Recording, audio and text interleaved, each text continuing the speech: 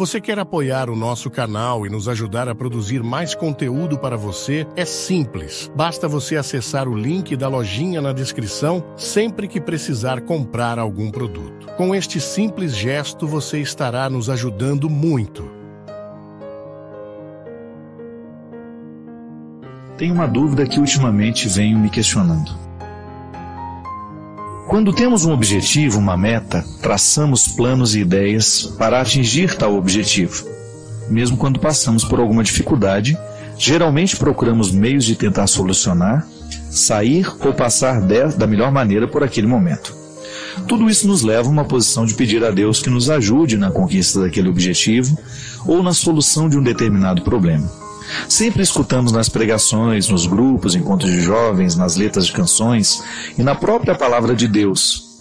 Deus é Pai, Deus é misericordioso, tão bondoso, que te dá a liberdade de pedir. Pedir em suas orações o que deseja, o que necessita.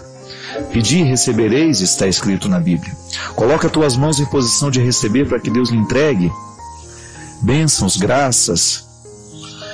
Mas o que me deixa confuso é que ao mesmo tempo que ouvimos e refletimos tudo isso, também em outros momentos, em canções, palestras e tudo mais, ouvimos que Deus sabe de todas as nossas necessidades, que tem um cuidado tão grande conosco, bem mais que com os lírios do campo, que precisamos deixar Deus guiar e conduzir nossa vida. E muitas vezes queremos ser Deus de nós mesmos. Quando estamos ali lutando por algo, batalhando, pedindo que Deus nos ajude, nesta ou naquela dificuldade, entendemos que para ser assim, ficamos felizes, logo lembramos de agradecer. Mas quando começa a ter pedras no caminho, dificuldades para se atingir aquele objetivo, devemos entender que aquilo não é para ser do jeito que queremos? Ou estamos desistindo diante do primeiro obstáculo? Será que Deus não colocou aquele obstáculo para passarmos e chegarmos mais fortes e confiantes lá no fim? Se desistimos logo no início, pois pensamos que Deus não quer daquele jeito, não estamos sendo fracos diante de um primeiro obstáculo? Primeira coisa, minha filha, nós temos que entender que a vida humana é o lugar que Deus escolheu para agir. Não há nada de extraordinário nessa ação de Deus aqui neste aspecto. Sabe por quê? Porque tudo pode ser um lugar de revelação. Da mesma maneira como Moisés ficou encantado com aquela sarça ardente, nós precisamos entender que o tempo todo na nossa vida existem algumas sarças também ardendo diante dos nossos olhos. Quais são essas sarças? Os fatos, os acontecimentos, as dificuldades, as alegrias, as tristezas. Como é que nós podemos nos posicionar diante de tudo que a gente... Lembra que a gente falava na semana passada? Que nós temos o eu ideal e o eu real? Que muitas vezes a infelicidade nasce justamente quando nós não conseguimos concretizar no eu real aquilo que nós temos como eu ideal. É assim que Deus age em nós. Nos ajudar a encontrar um equilíbrio para que nós possamos realizar, para que nós possamos viver na nossa vida essa satisfação de ser quem a gente é. Para isso que a gente pede, para isso que a gente reza, não é verdade? A gente sempre pede a Deus que nos ajude a abrir os caminhos, a gente sempre pede que Ele nos ajude a encontrar a melhor solução. Mas aí vem o conflito, que realmente em muitos textos bíblicos, em muitas canções que nós cantamos, nós dizemos que a gente não precisa pedir, que Deus já sabe tudo. Então fica um conflito. Como é que eu vou pedir se Ele já sabe tudo? É aí que está a beleza da oração. Porque a oração, ela não precisa ser um texto lógico. A oração é o desabafo que nós fazemos diante de Deus. É o desabafo que nós realizamos diante dEle, confiando a Ele as nossas realidades. E aí, no meio da oração, a gente acaba dando um palpite para que Deus pudesse fazer do jeito que a gente acha que é melhor. E aí a gente pode parecer que nós somos Deus de nós mesmos, né? Mas tudo depende da maneira como nós entregamos para Ele, Alessandro. Veja bem, entregar as situações para Deus é, antes de qualquer coisa, a gente não abrir mão das responsabilidades que são nossas.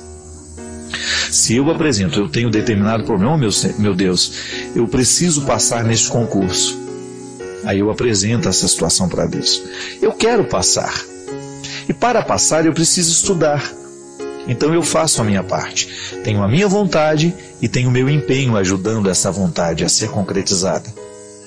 Mas aí também a gente precisa confiar nas mãos de Deus, porque nós não sabemos se passar neste concurso é o melhor para nós. Não é assim na vida?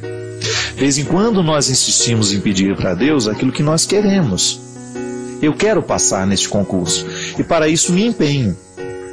Mas nem sempre aquilo que é melhor para mim é aquilo que eu estou desejando. É por isso que é importante que a nossa fé seja sempre histórica, concreta. A fé concreta passa o tempo todo pelo bom senso. Antes de pedir a Deus, eu preciso filtrar o meu pedido. Será que aquilo que eu estou pedindo a Deus fere as regras do bom senso? Esse é um bom discernimento. Antes de pedir a Deus, converse com você mesmo. Quanto mais você... Isso é estado de oração também, viu? A oração não é só uma conversa com Deus. A oração é também uma conversa íntima que você realiza com você. O que é o exame de consciência? Uma conversa que você estabelece com você mesmo. Começa a pensar lá no que você fez de errado, no que poderia ter sido diferente, né? E aí você pede perdão a Deus, mas precisou antes passar pela conversa sua com você. Muito interessante isso. E às vezes nós pedimos a Deus aquilo que a gente ainda não mastigou, aquilo que a gente ainda não refletiu, aquilo que a gente ainda não sabe se verdadeiramente é o melhor passo para a nossa vida. Minha filha, as dificuldades, os obstáculos, você pode até dizer que Deus que colocou.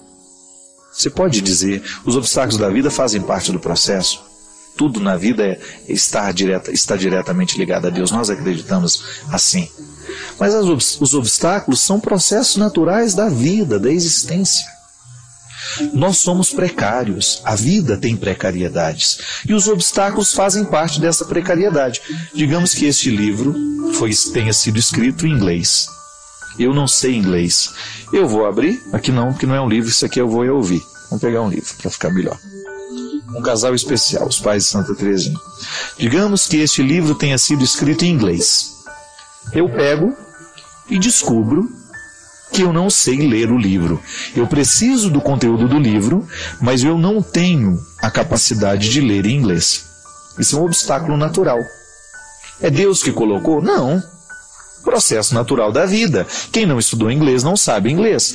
Se eu quiser mergulhar no conteúdo do livro, eu terei que fazer um curso de inglês. Então está aqui. Eu identifico naquela minha dificuldade, naquele meu obstáculo, uma atitude que pode me ajudar a superar o obstáculo. Não adianta nada eu ficar rezando, pedindo a Deus que me ajude a ler esse livro, se eu não faço o meu estudo do inglês. Não é assim? Então veja bem, a ação de Deus na vida humana sempre vai pedir uma resposta. Deus me abençoa, Deus me deu inteligência, Deus me deu capacidades, mas eu tenho minhas precariedades. Sou preguiçoso muitas vezes, não tenho ânimo de pegar aquele livro, de ir até o final. Você sabe disso. Eu não estou falando de uma coisa que você não experimenta. Quantas vezes na vida você deixou de experimentar situações maravilhosas porque lhe faltou disposição para elas?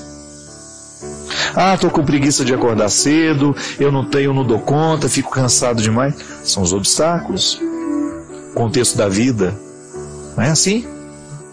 Mas aí, a partir do momento que você tem uma meta, você se sente abençoado por Deus, porque a vida é uma bênção. Só de estar aqui, de ter a oportunidade de fazer esse programa, isso para mim já é uma bênção. Eu estou com saúde, eu estou sem nenhuma dor, eu estou com disposição, eu estou feliz, tudo isso é bênção. Aí eu venho, faço o programa de direção espiritual, me encontro com você. Pode ser que você esteja um pouco desanimado, mas aí assistindo o programa você fica um pouco mais feliz, um pouco mais animado, escuta alguma coisa que eu disse aqui, que de repente lhe motiva, e aquele obstáculo que antes você tinha, parece que foi eliminado, porque alguma coisa mudou dentro de você nessa sua disposição. É assim na vida, Alessandra. O obstáculo ele sempre vai existir para que nós possamos crescer. Se eu descubro que eu não sei inglês, aceito o obstáculo como um desafio e não como uma pedra de tropeço, eu vou me utilizar daquele obstáculo para poder ir além. Vou partilhar agora a minha vida. Eu sou um rapaz, já um moço, um homem feito, né? Eu vou fazer 40 anos. Eu sou um rapaz que nasceu no interior de Minas Gerais, numa cidade chamada Formiga, uma cidade que eu amo muito. Minhas raízes estão todas lá. Nasci na beira do rio Mata Cavalo, perto do rio Formiga, que é o encontro dos dois rios. Uma região extremamente simples, sem muitas oportunidades. E quais foram os primeiros obstáculos que eu enfrentei na minha vida? Processos são obstáculos naturais de uma pessoa que nasce naquele lugar. Aí eu olho para os meus vizinhos lá, para muita gente que conseguiu superar os obstáculos do contexto, que foram além, que superaram. Não é que deixam de amar o lugar, não. É que sabem partir de um jeito certo. Porque quem sabe partir de um jeito certo, reconhecerá sempre o lugar de onde saiu. Eu não sei o que teria acontecido comigo se eu não tivesse enfrentado os meus desafios, os meus obstáculos. É natural que eu não tivesse estudado, é natural que eu não tivesse descoberto o sabor da literatura. Mas desde pequenininho eu era teimoso. A vida era muito contrária a mim. Eu não estou reclamando, não, estou apenas partilhando. Tive muita dificuldade na vida, muita mesmo. Muitas restrições, de todas as que você puder imaginar. Só que, graças a Deus, Deus me deu o dom de sonhar. Me deu uma natureza melancólica, criativa, e me ajudou a sonhar. Só que aí o que eu fiz com o sonho que Deus deixou em mim? Eu quis vencer os obstáculos que eu tinha. Sabe, minha gente, hoje, como padre, esse é o meu principal aprendizado. O que eu quero realizar na vida das pessoas que eu encontro é aquilo que eu sei que Deus realizou na minha. Eu sei a matéria frágil da qual eu sou feito. Mas eu não desisto. Isso é o mais bonito na vida, quando nós sabemos que nós temos o direito de não desistir. Por mais precário que você seja, por mais precária que seja a matéria humana que está aí no seu coração, que te impede, que te impossibilita, é possível. Eu fico tão feliz e tão comovido quando eu vejo pessoas superando os seus limites. Como aquela história da mulher que eu contei na semana passada, que não tem o dinheiro para comprar os livros, e ela vai todos os dias na livraria e aos poucos ela vai lendo o livro que ela quer.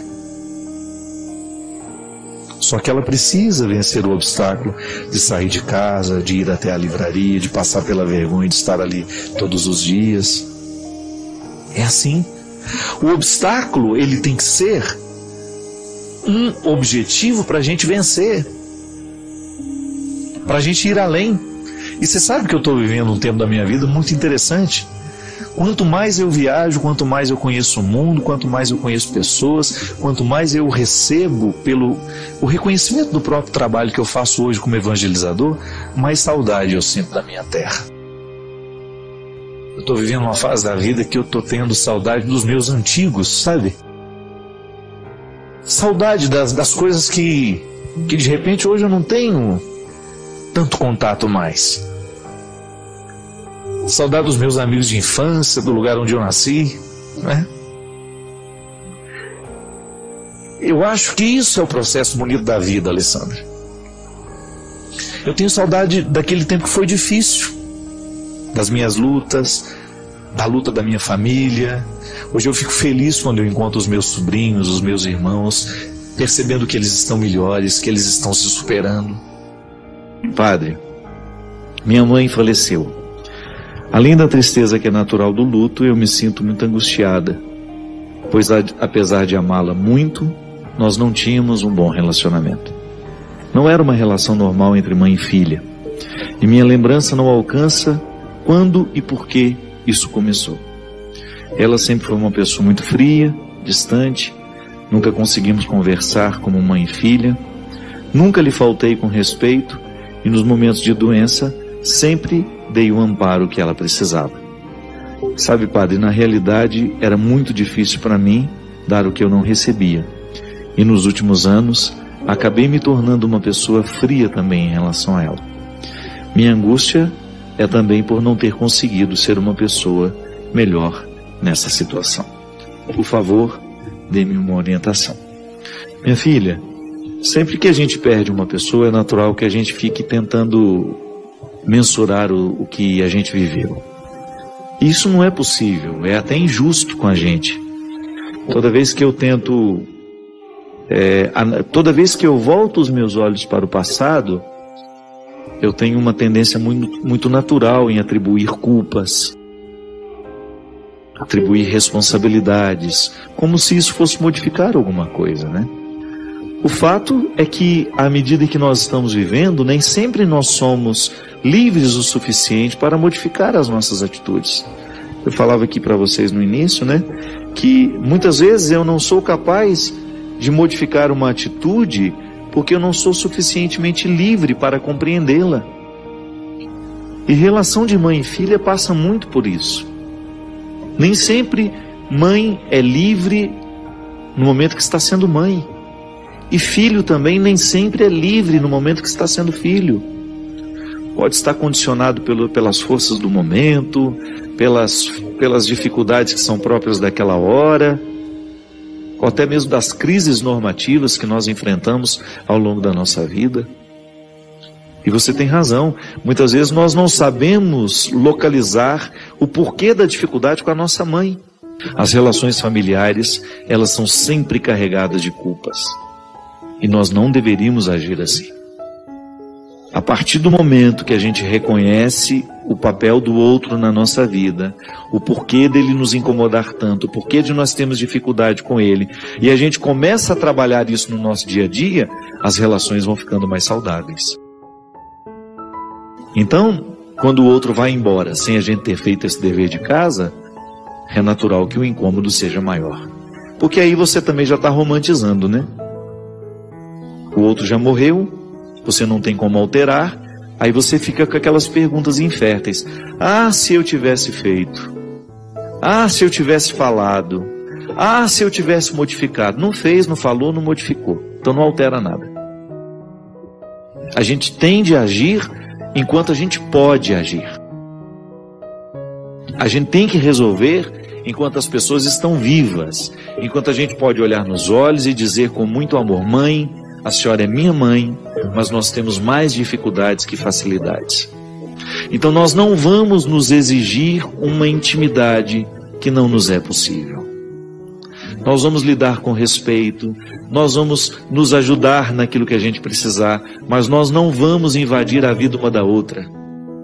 Porque nós já descobrimos que essa intimidade não dá certo para nós. E não vou me sentir culpado por isso. Não quero que a senhora se sinta culpada por isso. Minha gente, nós, quando tomamos a coragem de colocar os pingos nos is, as relações ficam mais saudáveis. A gente se liberta da culpa, aí de repente você percebe que está sendo mais fácil lidar com ela. Você se desobrigou, ela também. A gente aprendeu a dizer não, a gente aprendeu a dizer sim. A gente começou a se cultivar com mais leveza. Agora, quando a gente espera o sepulcro se estabelecer para a gente tomar consciência disso, será sempre mais difícil. É por isso que a gente precisa ficar muito atento ao papel que o outro ocupa na nossa vida. Lá no retiro nós fazemos esse dever de casa. O tanto que de mim foi determinado pelo outro e que hoje eu rejeito. Eu, à medida que eu fui amadurecendo, eu fui vendo as influências da minha mãe sobre mim, do meu pai sobre mim, e quis ficar só com o que de fato valeu a pena. O que foi fruto do pecado deles, e quando eu falo pecado, eu não estou com essa conotação religiosa não, viu? Os erros humanos, porque também erraram com eles. Erraram com meu pai, erraram na educação da minha mãe, depois ela também, por não ter tido condições de corrigir os erros dessa formação que deram a ela, continuou errando conosco. E se eu tivesse filhos sem consciência que hoje eu tenho, talvez eu erraria da mesma maneira com eles. Porque consciente eu já tenho o risco de errar. Eu sei que lá no retiro, muitas mulheres determinaram, meu Deus do céu, como eu reproduzo na vida das minhas filhas aquilo que eu repudiei tanto da minha mãe em mim. É impressionante, minha gente, como muitas vezes o nosso agir não é consciente. A gente não colocou sob a luz. É impressionante como nós agimos repetindo, sabe, numa eterna repetição. Então minha mãe foi cruel comigo, eu estou sendo cruel com as minhas filhas. Ou então o efeito contrário disso, né? A minha mãe foi muito cruel comigo e eu não tenho condições de dar uma ordem à minha filha porque eu tenho medo de ser cruel com ela. Aí você fica no oposto também, que é não ter autoridade, que é não agir na hora que você precisa agir. Porque o meio termo será sempre o caminho mais inteligente. Por isso que é o mais difícil. Porque tudo que é mais inteligente é mais difícil. Requer de nós muito mais do que um simplismo, uma reprodução. Então, para eu não reproduzir com os meus filhos os erros que reproduziram comigo, eu preciso estar muito consciente. Eu preciso me investigar. Eu preciso saber quem eu sou. Eu não posso ser estranho a mim, para que o sepulcro não venha selar a nossa ignorância. Eu preguei um retiro na semana passada e eu falava da experiência que nós fazemos de Deus a partir da experiência que nós fazemos de nós mesmos.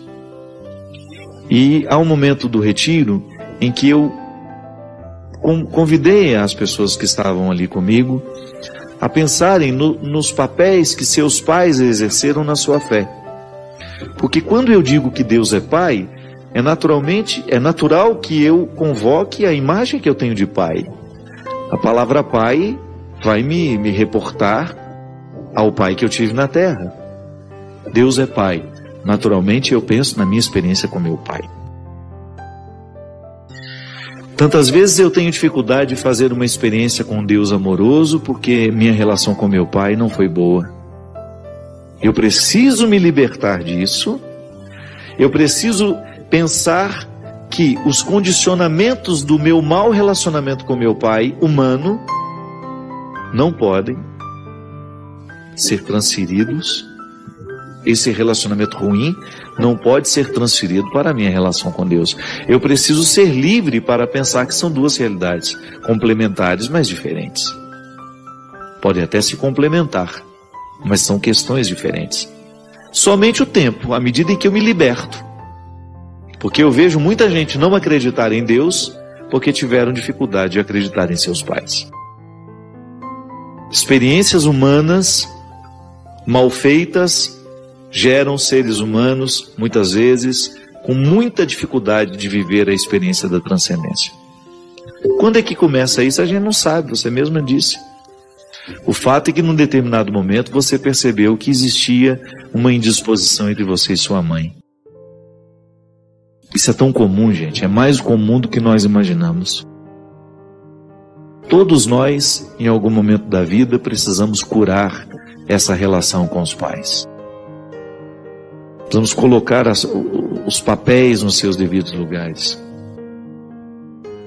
Porque senão, a gente morre sem ter chegado ao melhor do nosso relacionamento. Porque você pode muito bem chegar à conclusão que a sua mãe não é a pessoa com quem você mais tem afinidade, apesar dela ser a sua mãe. Não é nenhum pecado você, num determinado momento da sua vida, estabelecer uma relação respeitosa sempre, mas sem a cumplicidade, porque ela não foi possível. E quanto mais você insistia na cumplicidade com a sua mãe, na intimidade com a sua mãe, mais desastrosa ficava aquela relação. De repente, uma certa distância pode até fazer bem, para vocês conviverem melhor no futuro. Eu não estou falando de abandonar a mãe, não. Eu estou falando de estabelecer limites para essa relação, de você não carregar as culpas da necessidade de ser igual a todas as outras filhas. Não é assim que funciona. Eu, na relação com a minha mãe, eu tenho características que são específicas da minha relação com ela, que são diferentes dos meus outros irmãos. A intimidade não é uma regra. A intimidade é uma afinidade que acontece sem que a gente explique. Por que eu posso ter uma afinidade com Julie e não tenho de repente com uma outra pessoa? A gente não consegue explicar afinidade. Mas quando nós temos isso, essa dificuldade, num papel tão determinante na nossa vida como pai e mãe, é natural que a gente se sinta culpado. Mas não deveria ser assim. A gente deveria encarar isso com mais naturalidade. As questões humanas não deveriam nos assustar tanto quanto nos assustam. Sim, é o meu pai, mas eu tenho dificuldade com ele. Pronto. A partir do momento que a gente tem coragem de dizer isso, a verdade nos ilumina e a gente começa a ter um pouco mais de sensibilidade no trato com a dificuldade. O grande problema é quando nós estamos dentro de um contexto de sacralidade tão estabelecido que a gente não permite dizer que não temos intimidade com o pai, com a mãe, ou até mesmo com o irmão. Mas agora, você, minha filha, o que você precisa é sepultar a sua mãe e sepultar também a sua culpa. Você não tem que se sentir culpada por aquilo que vocês não conseguiram viver. Mas você pode tomar isso para a sua vida como um ensinamento. Não permita que o mesmo aconteça nos outros relacionamentos. Pontue, coloque as pessoas no lugar. A gente precisa fazer isso até com os amigos, minha gente. Quantas vezes nós somos vítimas de exigências cruéis de pessoas que não têm o menor respeito por nós e que nos exige aquilo que não é de direito delas exigirem. Se você aceita as exigências, o outro não vai parar de exigir nunca. O outro se sentirá no desejo de invadir a sua vida porque você um dia não estabeleceu o limite. Em todas as relações nós precisamos pontuar, precisamos colocar o papel do outro na nossa vida. É sempre um prazer compartilhar estas experiências com você. Deixe seus pensamentos na caixa de comentários, inscreva-se para mais conversas significativas e ajude-nos a espalhar a luz compartilhando este vídeo.